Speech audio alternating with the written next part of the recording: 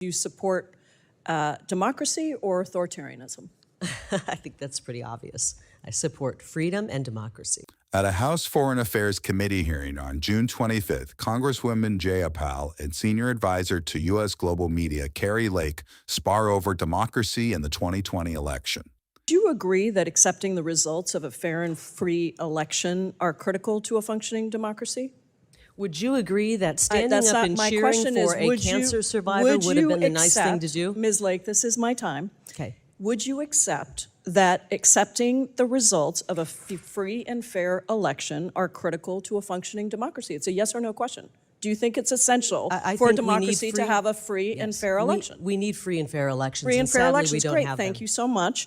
And yet, you have, to this day, refused to acknowledge that President Trump lost the 2020 election, something that even members of President Trump's own Justice Department have admitted and multiple lawsuits have shown. And we heard my colleague from Arizona talk about what happened in Arizona. So it concerns me that you are now tasked with this responsibility of ensuring democracy around the world when you won't even accept a free and fair election.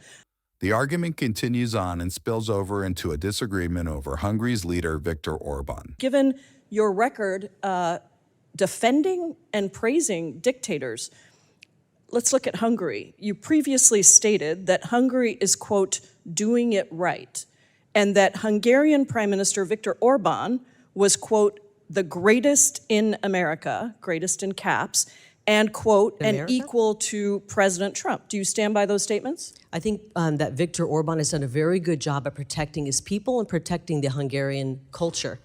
And so, I think Ms. Lake, if you ask people in Europe, other parts of Europe, the question here is very simple. They would be wishing that their leaders stood up for their people. Is Viktor Orbán the greatest in Europe? Yes or no? I think he's done the best job in Europe, yes. Okay, and so even Secretary Rubio acknowledged in a 2019 letter that under Orbán, Hungary took a downward democratic trajectory, and yet you insist that Hungary is doing it right. I want to cover some of the policies that Mr. Orbán is responsible for. Would you consider banning LGBTQ pride parades like Viktor Orbán has done in Hungary as doing it right, recognizing that pride parades are protected under the First Amendment? What does this have to do with the U.S. Agency I'm for Global asking you Media? whether you support the policies of dictators and authoritarians or whether you support democracy. You have said that Viktor Orbán is the greatest in Europe. So do you think that Viktor Orbán is doing it right when he bans pride parades? I think Viktor Orbán has put the people of his country first. So the answer is yes, you think it's discuss appropriate Viktor that he's banned. For more Congress clips, stay right here.